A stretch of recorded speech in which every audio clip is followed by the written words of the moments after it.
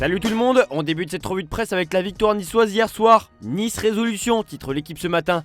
La belle opération du gym, placarde Nice matin de son côté. Vainqueur de Rennes 3-2, notamment grâce à Evan Guessant, Nice se hisse à la 4ème place de la Ligue 1. Malgré les débuts de Seko Fofana, les Bretons, eux, ne décollent toujours pas. Ce soir, l'OL joue contre Montpellier. L'occasion d'évoquer la situation de Wissam Ben Yedder, l'ancien attaquant de Monaco, est pisté par Montpellier qui espère se renforcer en attaque. Des discussions sont en cours selon l'équipe. Le joueur est sans club depuis la fin de son contrat en juin dernier. Ses problèmes judiciaires l'ont empêché de trouver un point de chute. Toujours côté Montpellier, TJ Savanier est déclassé par son club. Ce dernier lui a retiré le brassard. Il sera remplaçant ce soir face à Lyon. Pour rappel, il s'était vanté de gagner 210 000 € par mois face à un supporter qui le filmait lors de la déroute des Montpelliérains en 32e de finale de la Coupe de France. Le joueur de 33 ans, touché psychologiquement par cet épisode, a aussi été sanctionné financièrement. Il s'est engagé à verser 60 000 € à une association caritative. On part en Italie avec la deuxième demi-finale de la Super Coupe d'Italie qui opposait l'AC Milan à la Juventus. Sergio Conceição a fait des débuts prometteurs en tant qu'entraîneur de l'AC Milan, notamment grâce à des ajustements techniques et des changements judicieux comme l'entrée de Moussa. Le Milan a renversé la Juventus, remportant ce match grâce à un penalty de Pulisic et à un but contre son camp de Gatti. En revanche, Thiago Motta, critiqué pour ses décisions, n'a pas su maintenir l'avantage de son équipe. En finale lundi prochain, c'est l'Inter qu'il faudra battre. Les Nerazzurri, après leur défaite en championnat face à leurs rivaux en septembre dernier, cherchent à prouver que ce faux pas était un accident. Inzaghi, déjà victorieux à 3 reprises face aux Rossoneri dans cette compétition, pourrait égaler Capello avec une 4ème victoire consécutive. Une victoire interiste leur permettrait de devenir l'équipe la plus titrée en Supercoupe. Pour Milan, guidé par le nouvel entraîneur Sergio Conceição, ce derby offre une chance de revanche symbolique et un élan pour la saison. On prend la direction de l'Espagne avec le Real Madrid qui a réalisé une remontée spectaculaire contre Valence. Les rois des remontadas, placarde Marca.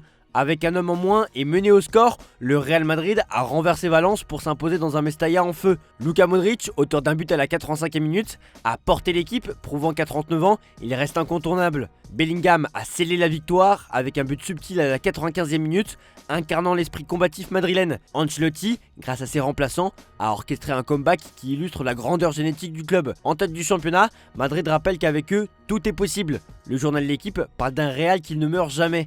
De son côté, la Gazzetta dello Sport parle de la défaite amère de Valence qui menait dès la 27e minute et qui a fait un poteau à la 100e minute. Suite à cette victoire, Carlo Ancelotti va prendre une grande décision. En effet, Bellingham a manqué un penalty.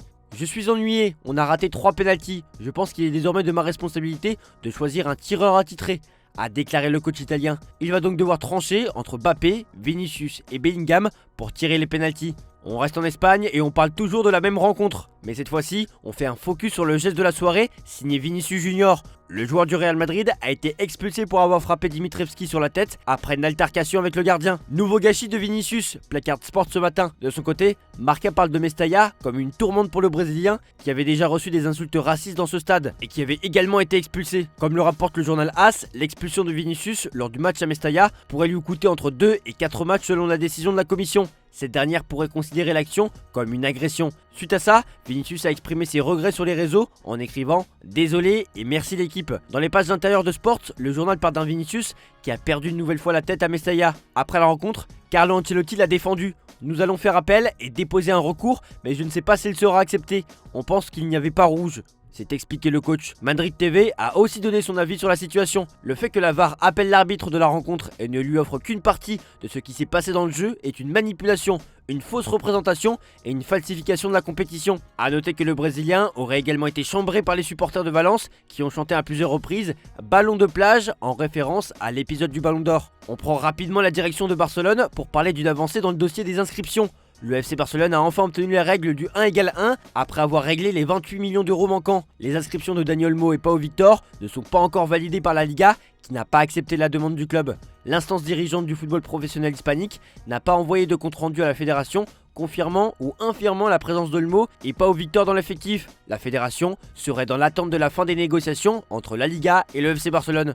On termine cette revue de presse en Angleterre. Arne Slot, entraîneur de Liverpool, estime que les discussions autour des contrats de Trent Alexander-Arnold, Mo Salah et Virgil van Dijk ne perturbent pas son équipe mais pourraient même être bénéfiques.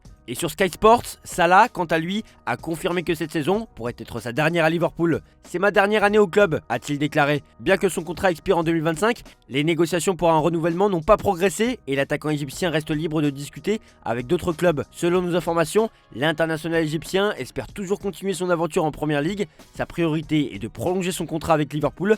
Sa sortie médiatique ressemble surtout à une manière de mettre la pression sur sa direction pour accélérer les négociations. Dans le même temps, les agents du joueur discutent toujours de manière continue avec le PSG, qui reste un des clubs intéressés et surtout capable de s'aligner sur les exigences financières du joueur. Le club de la capitale suit attentivement le dossier et l'autre porte de sortie semble être l'Arabie Saoudite. On prend la direction de City avec un Pep Guardiola qui assume pleinement la responsabilité de la baisse de régime de City.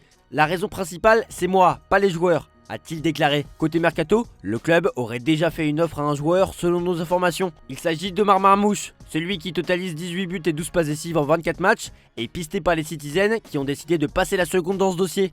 D'après nos indiscrétions, le club anglais a déjà dégainé une offre au joueur pour un transfert l'été prochain alors qu'il est sous contrat jusqu'en juin 2027. Le joueur a déjà échangé avec les dirigeants de City et semble très emballé par le projet. Le club anglais veut aussi étoffer sa défense avec Abdulkadir Kuzanov, défenseur central de Lens qui figure sur la liste des cibles hivernales. À seulement 20 ans, le joueur ouzbek est considéré comme l'un des défenseurs les plus prometteurs en Ligue 1, attirant également l'attention du PSG. Cependant, selon Fabrizio Romano, City semble avoir pris les devants pour sa signature, en raison des blessures de Ruben Dias et John Stones. Voilà, c'est tout pour aujourd'hui, bonne journée à tous, merci pour votre fidélité, on se retrouve demain pour de nouvelles vidéos sur Foot Mercato.